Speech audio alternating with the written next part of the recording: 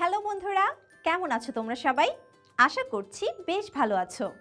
আমি হুমায়রা জিম, তোমাদের সবাইকে স্বাগত জানাচ্ছি GoG8-এ।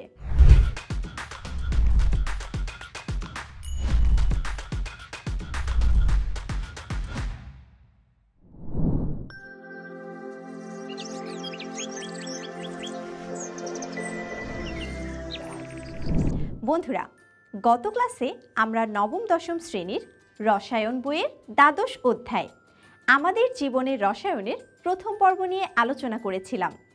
আজ আমরা এর পরবর্তী অংশ দেখব। তো চলো শুরু করা যাক।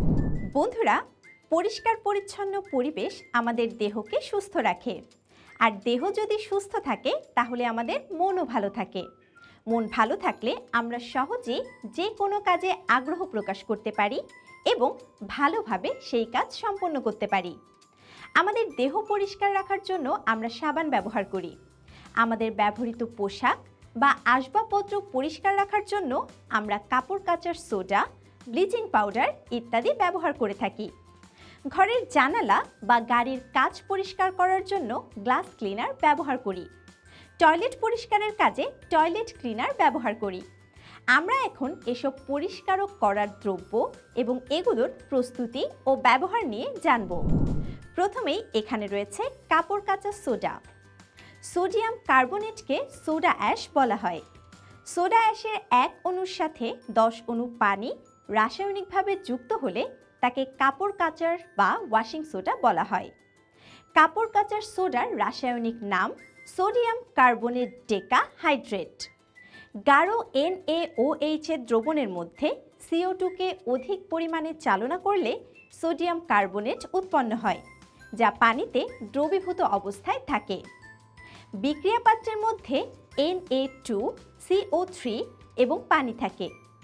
সোডিয়াম কার্বনেট 10 অণু পানির সাথে যুক্ত হয়ে কাপড় কাচা সোডা Na2CO3 মলিকুলার 10H2O উৎপন্ন হয়। কাপড় পরিষ্কার করতে এই কাপড় কাচার সোডা ব্যবহার করা হয়। তো বন্ধুরা, এবারে আমরা জানব টয়লেট ক্লিনার সম্পর্কে। টয়লেট ক্লিনারের মূল উপাদান হচ্ছে সোডিয়াম হাইড্রক্সাইড। টয়লেট ক্লিনারে সোডিয়াম হাইড্রক্সাইডের সাথে সোডিয়াম হাইপোক্লোরাইট মিশ্রিত থাকে। বেসিন, কমোড ইত্যাদি পরিষ্কার করার জন্য টয়লেট ক্লিনার ব্যবহার করা হয়। টয়লেট, বেসিন, কমোড ইত্যাদিতে চর্বি জাতীয় পদার্থ, প্রোটিন জাতীয় পদার্থ, বিভিন্ন রঙের জৈব পদার্থ, অজৈব পদার্থ, রোগ জীবাণু ইত্যাদি থাকে। যখন টয়লেট, বেসিন, কমোড ইত্যাদিতে টয়লেট ক্লিনার যোগ করা হয় তখন সোডিয়াম হাইড্রক্সাইড চর্বি জাতীয় পদার্থ, প্রোটিন জাতীয় পদার্থ ইত্যাদির সাথে বিক্রিয়া করে এবং সোডিয়াম হাইপোক্লোরাইট বিভিন্ন রঙের পদার্থ এবং রোগ জীবাণুর সাথে বিক্রিয়া করে এবং এদের কার্যকারিতা নষ্ট করে দেয়। তো বন্ধুরা, টয়লেট ক্লিনার দ্বারা টয়লেট পরিষ্কারের কৌশল এবারে আমরা জেনে নেব। টয়লেট ক্লিনারকে যখন টয়লেটের উপর ঢালা হয় তখন টয়লেট ক্লিনারের বিভিন্ন উপাদান বিভিন্ন রূপে বিক্রিয়া করে। টয়লেট ক্লিনারের মূল উপাদান হচ্ছে NaOH এর ক্ষারধর্মী ধর্মের জন্য টয়লেট পরিষ্কার হয়। বন্ধুরা, টয়লেট ক্লিনারে সোডিয়াম হাইপোক্লোরাইট পানির সাথে বিক্রিয়া করে হাইপোক্লোরাস অ্যাসিড HOCl এ পরিণত হয়, যা ভেঙে জায়মান অক্সিজেন উৎপন্ন করে। এই জায়মান অক্সিজেন রঙিন পদার্থকে বর্ণহীন করে এবং জীবাণুকে ধ্বংস করে। এভাবে টয়লেট ক্লিনার রঙিন পদার্থকে বর্ণহীন করে এবং জীবাণুকে ধ্বংস করে। বন্ধুরা, এবারে আমি আলোচনা করছি সাবান সম্পর্কে। সাধারণত সাবান হলো উচ্চতর ফ্যাটি অ্যাসিডের সোডিয়াম লবণ আর বন্ড COONA বা উচ্চতর ফ্যাটি অ্যাসিডের পটাশিয়াম লবণ আর বন্ড COK। এখানে আরকে অ্যালকাইল মূলক বলা হয়। আর এর সাধারণ সংকেত হচ্ছে CnH2n+1 এবং n এর মান 12 থেকে 18 পর্যন্ত, যেমন সোডিয়াম স্টিয়ারেট। এই সাবানের সংকেত হচ্ছে C17H35COONA এবং পটাশিয়াম স্টিয়ারেটের সংকেত হচ্ছে C17H35COK। তেল বা চর্বির সাথে সোডিয়াম হাইড্রক্সাইড বা পটাশিয়াম হাইড্রক্সাইড বিক্রিয়া করে সাবান এবং গ্লিসারিন তৈরি হয়। সাবান ও গ্লিসারিন তৈরির এই প্রক্রিয়াকে সাবানায়ন বলে। তো বন্ধুরা, এবারে আলোচনা করছি সোপ কেক সম্পর্কে। সাবানায়ন প্রক্রিয়ায় প্রাপ্ত সাবান এবং গ্লিসারিনের মিশ্রণের মধ্যে NaCl যোগ করলে গ্লিসারিন পাত্রের নিচে অবস্থান করে এবং সাবানের অণুগুলো NaCl কে ঘিরে একত্র হয়ে পাত্রের উপরের দিকে কেকের আকারে ভেসে ওঠে। একেই সোপ কেক বলা হয়। সোপ কেককে ছাঁকনির সাহায্যে ছেঁকে পৃথক করে বিভিন্ন আকৃতির ছাঁচে ঢেলে বিভিন্ন আকৃতির সাবান তৈরি করা হয়। সাবান একটি পরিষ্কারক দ্রব্য যা তেল বা চর্বি এবং ক্ষার থেকে প্রস্তুত করা হয়। ব্যবহারের উপর ভিত্তি করে সাবানকে আমরা দুই ভাগে ভাগ করতে পারি, যেগুলো হচ্ছে প্রসাধনী সাবান এবং লন্ড্রি সাবান। এবার আমরা তাহলে জেনে নেই প্রসাধনী সাবান আসলে কি। আমাদের ত্বককে পরিষ্কার করার জন্য যেসব সাবান ব্যবহার করি তাদেরকে প্রসাধনী সাবান বলে। তাহলে লন্ড্রি সাবান কি, চলো জেনে নেই। কাপড় চোপড় পরিষ্কার করার জন্য যেসব সাবান ব্যবহার করা হয় তাদেরকে কাপড় কাচার সাবান বা লন্ড্রি সাবান বলা হয়। তো বন্ধুরা, এবারে আমাদের আলোচনার বিষয় হচ্ছে গ্লিসারিন, চর্বি, ফ্যাটি অ্যাসিড। সাবান তৈরির সময় সাবানের সাথে গ্লিসারিনও তৈরি হয়। সাবান এবং গ্লিসারিনের মিশ্রণের সাথে তেল, চর্বি বা ক্ষার ইত্যাদি থেকে যেতে পারে। এগুলো থেকে সাবানকে আলাদা করা হয়।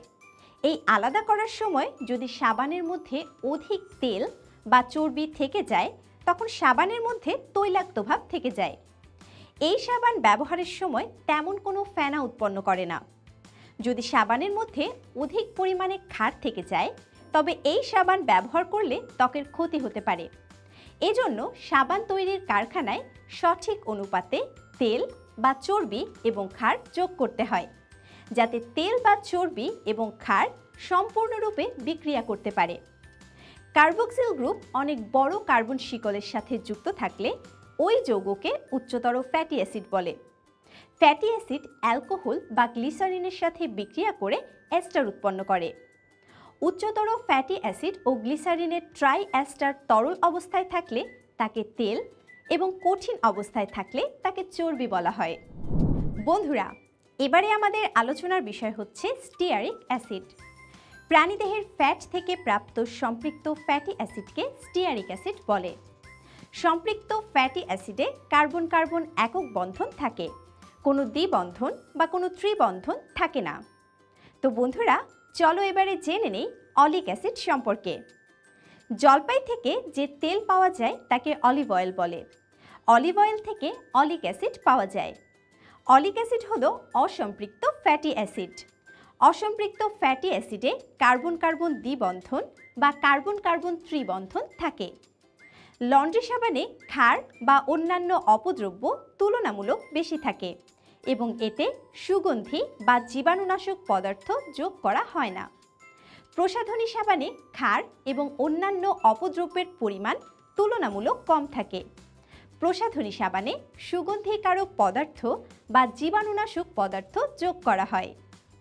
তো বন্ধুরা, এবারে আমাদের আলোচনার বিষয় হচ্ছে ডিটারজেন্ট। ডিটারজেন্ট হচ্ছে সাবানের মতোই এক প্রকার পরিষ্কারক দ্রব্য। ডিটারজেন্ট সাধারণত পাউডারের মতো হয় এবং তরল আকারেও পাওয়া যায়। লরাইল অ্যালকোহল, যেটা হচ্ছে C12H26O, এটার সাথে সালফিউরিক অ্যাসিড H2SO4 বিক্রিয়া করে লরাইল হাইড্রোজেন সালফেট C12H26SO4 এবং পানি উৎপন্ন করে এবং লরাইল হাইড্রোজেন সালফেট C12H26SO4 এর সাথে সোডিয়াম হাইড্রোক্সাইড NaOH বিক্রিয়া করে সোডিয়াম লরাইল সালফেট C12H26SO4Na এবং পানি H2O উৎপন্ন হয়। Sodium lauryl sulphate C12H26SO4Na detergent নামে পরিচিত। ডিটারজেন্টকে ব্যবহার উপযোগী করার জন্য ডিটারজেন্টের মধ্যে বিভিন্ন পদার্থ যোগ করা হয়। ডিটারজেন্টকে পাউডার আকৃতির করার জন্য সোডিয়াম সালফেট যোগ করা হয়। তো বন্ধুরা, এবারে আমাদের আলোচনার বিষয় হচ্ছে সাবান ও ডিটারজেন্ট দ্বারা ময়লা পরিষ্কার করার কৌশল। আমাদের শরীর থেকে ঘামের মাধ্যমে তৈলাক্ত পদার্থ বের হয়ে কাপড়ে লেগে যায়।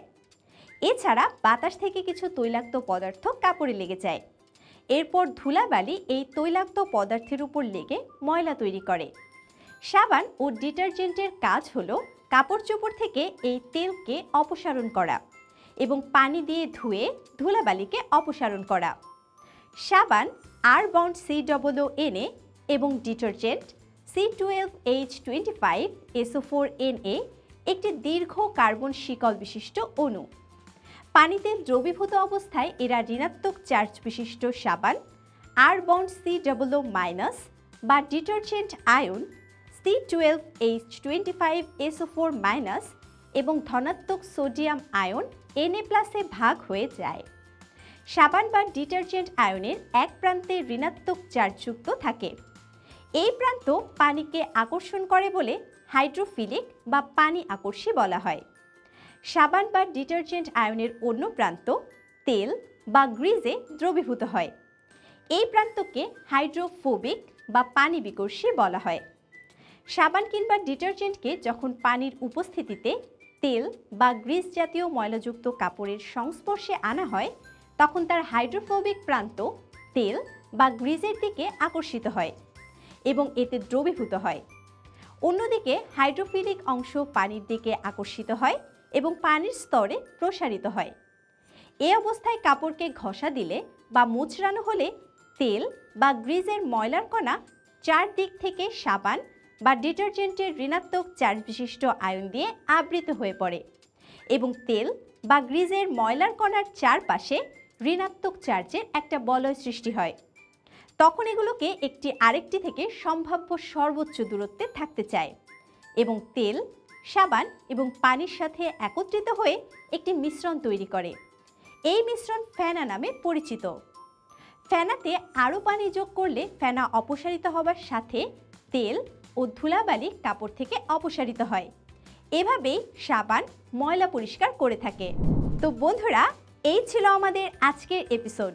দেখা হবে পরবর্তী এপিসোডে নতুন কোনো টপিক নিয়ে। সে পর্যন্ত তোমরা সবাই ভালো থেকো, সুস্থ থেকো এবং অবশ্যই গো G8 এর সাথেই থেকো।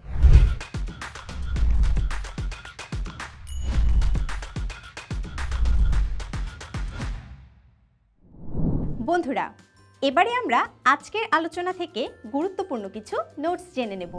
সোডিয়াম কার্বনেট Na2CO3 কে সোডা অ্যাশ বলা হয়। টয়লেট ক্লিনারের মূল উপাদান হচ্ছে সোডিয়াম হাইড্রক্সাইড NaOH। তেল বা চর্বির সাথে সোডিয়াম হাইড্রক্সাইড বা পটাশিয়াম হাইড্রক্সাইড বিক্রিয়া করে সাবান এবং গ্লিসারিন তৈরি হয়। সাবান ও গ্লিসারিন তৈরির এই প্রক্রিয়াকে সাবানায়ন বলে। কার্বক্সিল গ্রুপ অনেক বড় কার্বন শিকলের সাথে যুক্ত থাকলে ওই যৌগকে উচ্চতর ফ্যাটি অ্যাসিড বলে। উচ্চতর ফ্যাটি অ্যাসিড ও গ্লিসারিনের ট্রাই অ্যাস্টার তরল অবস্থায় থাকলে তাকে তেল এবং কঠিন অবস্থায় থাকলে তাকে চর্বি বলা হয়।